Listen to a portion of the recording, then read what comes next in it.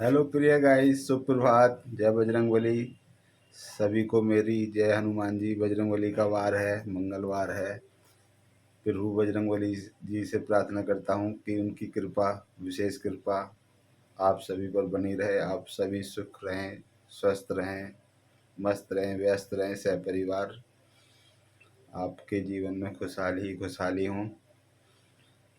अभी सुबह के 8:15 हो चुके हैं और तारीख हो गई है 31 दिसंबर 2024। 31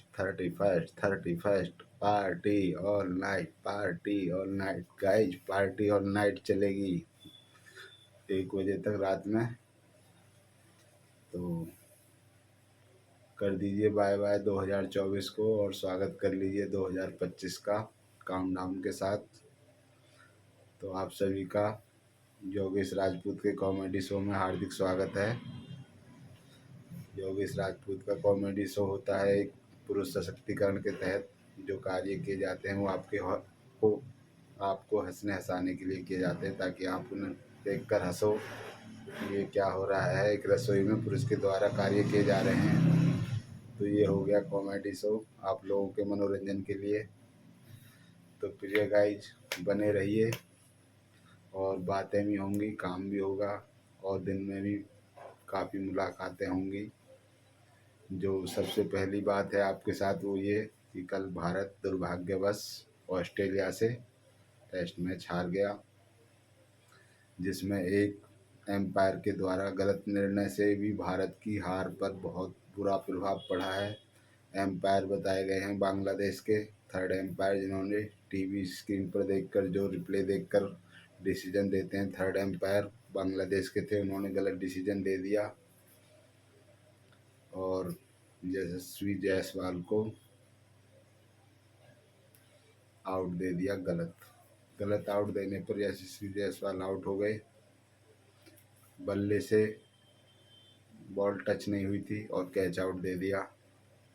बल्ले के ऊपर से बॉल चली गई थी हवा में और वहाँ से गलत डिसीजन से भारत की स्थिति डवाडोल हो गई। भारत ये मैच हार गया। तो अब ऑस्ट्रेलिया 2-1 से आगे चली गई है सीरीज में। अब एक आखिरी 5वां टेस्ट मैच बचा है, वो है 5वां टेस्ट मैच 3 जनवरी 2025 से शुरू होगा। अब भारत खेलेगा बराबरी करने के लिए, और ताकि वो 5वां मैच जीतकर 2-2 की बराबरी हो जाए, क्योंकि ऑस्ट्रेलिया 2 जीत चुका है, भारत ने भी 1 ही जीता है। और ऑस्ट्रेलिया जीत चाहेगा कि 3-1 से सीरीज अपने नाम कर ली जाए, क्योंकि ऑस्ट्रेलिया में हो रही है सीरीज। ऑस्ट्रेलिया का पल्ला भारी है, दर्शक भी उन्हीं के होते हैं, मैदान भी उन्हीं के होते हैं। तो भारत को वहाँ पर मुश्किल तो हो रही है, लेकिन फिर भी बीच बीच में भारत पलटवार कर रहा है ऑस्ट्रेलिया पर बहुत ज़बरदस्त। कल भी एक तरीके से टारगेट जब 307 का मिला था तो लग रहा था कि भारत ऑस्ट्रेलिया को हरा देगा 307 का टारगेट प्राप्त करके, बना के 308 रन। लेकिन भारत के विकेट जल्दी जल्दी गिरने से भारत ये मैच हार गया। बाकी बातें भी चलती रहेंगी, काम भी चलता रहेगा। रोटियां बनाता हूँ अभी आपके सामने। महाकुंभ 2025 पर बहुत ज़्यादा चर्चाएं चल रही हैं। 7,000 करोड़ रुपए खर्च हुए हैं। 1 करोड़ श्रद्धालु रोजाना लगातार 45 दिन तक आएंगे। और संभल, जो कि एक जिला है, शहर है संभल उत्तर प्रदेश का, वहाँ पर भी राजनीति बहुत चल रही है। दिल्ली के चुनावों पर राजनीति बहुत चल रही है। सभी बातें आपके साथ करते हैं काम करते करते। थैंक यू गाइज, बने रहिए।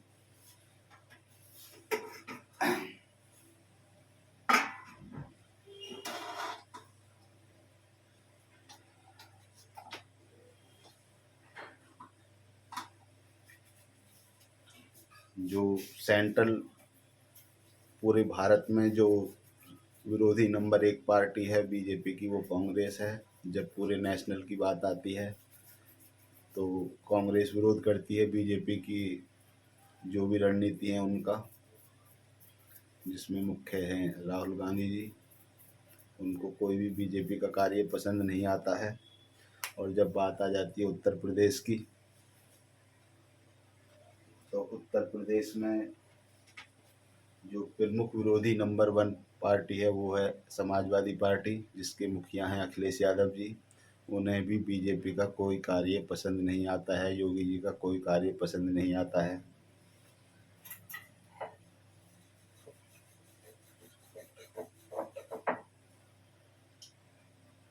अभी एक सवा महीने से संभल में बहुत ज़्यादा उथल पुथल चल रही है।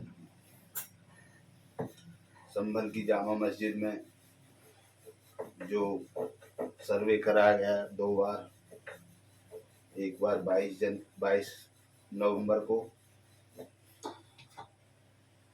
प्रशासन की टीम ने 22 नवंबर को सर्वे किया, हो गया सर्वे। उसके बाद फिर 24 नवंबर को सर्वे हुआ तो उस पर प्रशासन पर अटैक कर दिया गया सामाजिक बुराई वाले तत्वों ने।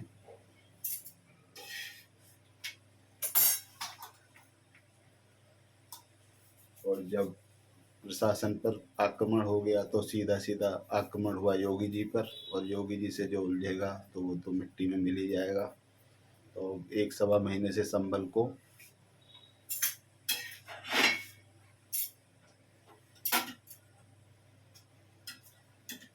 अच्छे से संभाल दिया है योगी जी ने। वहाँ पर जितने भी पत्थरबाज थे सभी को अच्छे से सबक सिखा दिया है, और अब सिखाते रहेंगे आगे भी। जामा मस्जिद के सामने जहाँ पर पथराव हुआ था प्रशासन पर, वहाँ पुलिस चौकी बना दी गई है, रातों रात बन रही है।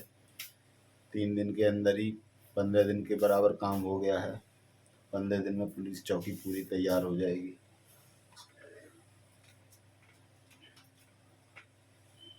और वहाँ पर जो भी मंदिर छिपाए गए थे, दबाए गए थे, उनको भी पूजा के लिए, पूजा पाठ के लिए नए कर दिया गया है, फिर से ढूंढ कर निकाल कर। संभल में जो एक जिसको बावड़ी बोलते हैं, अंडरग्राउंड सुरंगें होती हैं सैनिकों के छिपने के लिए, राजा महाराजाएं बनाते थे। राजा महाराजा दूसरे राजा से जब युद्ध होता था तो छुपने के लिए सैनिकों के लिए सुरंगें बनाई जाती थी, बावड़ी जिसे बोलते हैं। वो भी बावड़ी वहाँ पर दबी हुई निकली है संभल में, उसको भी निकाल कर फिर से पर्यटक स्थल बनाया जा रहा है।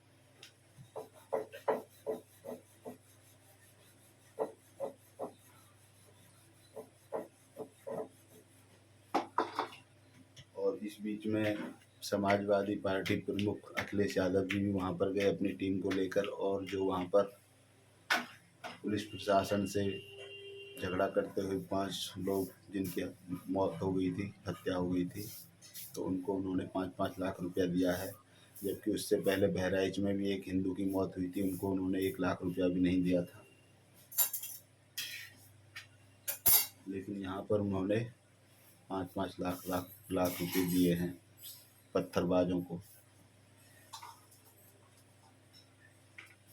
और उन्होंने ये भी बोला है कि योगी जी का जो मुख्यमंत्री आवास है लखनऊ में, उसके नीचे शिवलिंग है, उसको भी खुदाई करके शिवलिंग निकाला जाए।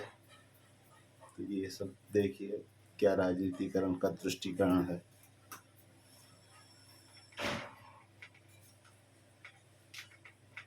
इससे पहले मुजफ्फरनगर में भी 2013-14 में जब दंगे हुए थे, तब भी वहाँ भी एक तरफा ही पैसा दिया गया था समाजवादी पार्टी के द्वारा। बाद में सुप्रीम कोर्ट के हस्तक्षेप से दोनों समाज को पैसा दिया गया था।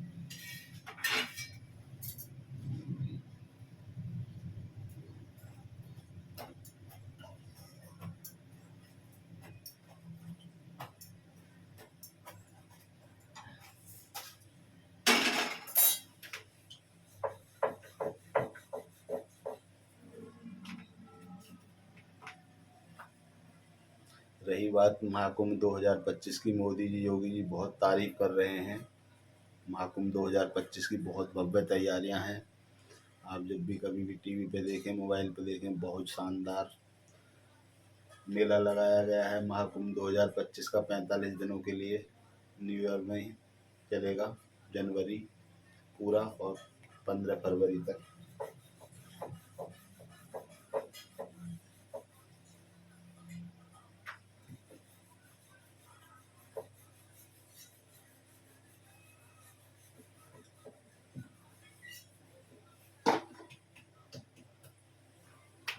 में जो चुनाव आने वाले हैं उनके लिए बहुत राजनीति चल रही है। अरविंद केजरीवाल डटकर बीजेपी का मुकाबला कर रहे हैं, अपनी योजनाएं जनता के आगे पेश कर रहे हैं, महिलाओं के लिए, पुजारियों के लिए।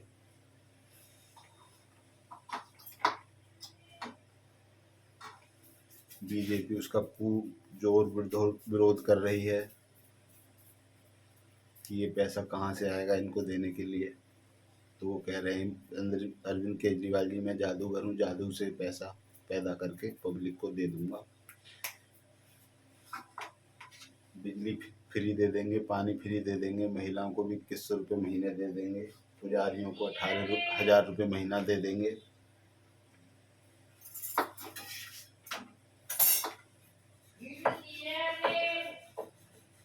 तो ये अरविंद केजरीवाल जी की योजनाएं हैं, और जो बीजेपी उनकी योजनाओं में टांग अड़ा रही है। तो वो कह रहे हैं कि बीजेपी ये चुनाव किसी भी कीमत पर हारना नहीं चाहती दिल्ली का, इसलिए मेरी सारी योजनाओं पर प्रतिबंध लगाना चाहती है।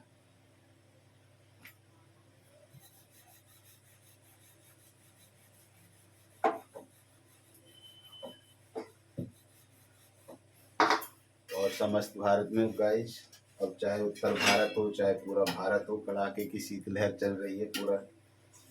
पूरे भारत में ही अब मज़ेदार चटपटी ठंड पड़ रही है। रसोई में देखकर मेरा कैप आप समझ जाइए, मेरी वेशभूषा देखकर समझ जाइए कि ठंड हम लोगों से पूरी तरीके से कुश्ती लड़ रही है, और हम भी ठंड के साथ पूरी तरीके से कुश्ती लड़ रहे हैं अपनी पूरी तैयारियों के साथ।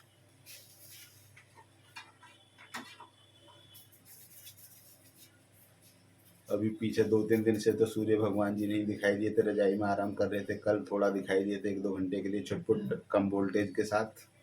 उससे दिन में थोड़ी राहत रही, लेकिन सुबह शाम की वही रात जो ठंड है वो है।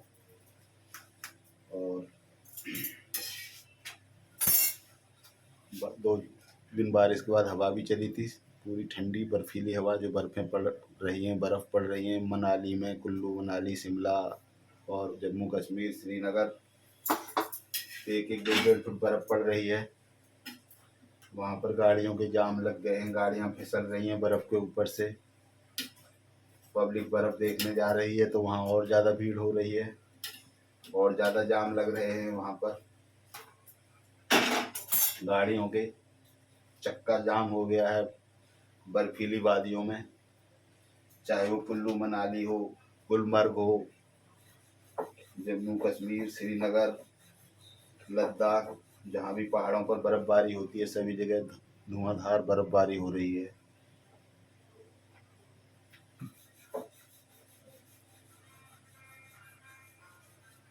पर्यटक, सैलानी जिनको बोलते हैं, बर्फबारी देखने के लिए, बर्फ में मज़े लेने के लिए पहुंच रहे हैं वहाँ पर। इसलिए वहाँ पर पूरा भीड़ भाड़ है, मेला लगा हुआ है बर्फ वाली वादियों में।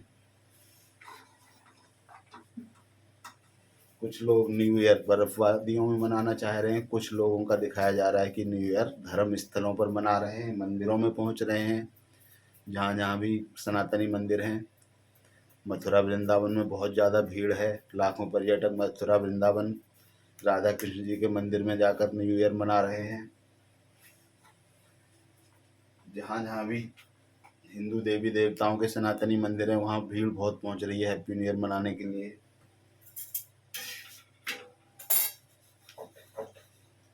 और जब भीड़ होती है तो बात आ जाती है सुरक्षा की, और जब बात आ जाती है सुरक्षा की तो योगी जी उसमें सर्वोपरि है। प्रिय guys, thank you so much. मिलते हैं आपसे अगली वीडियो में। Bye bye guys.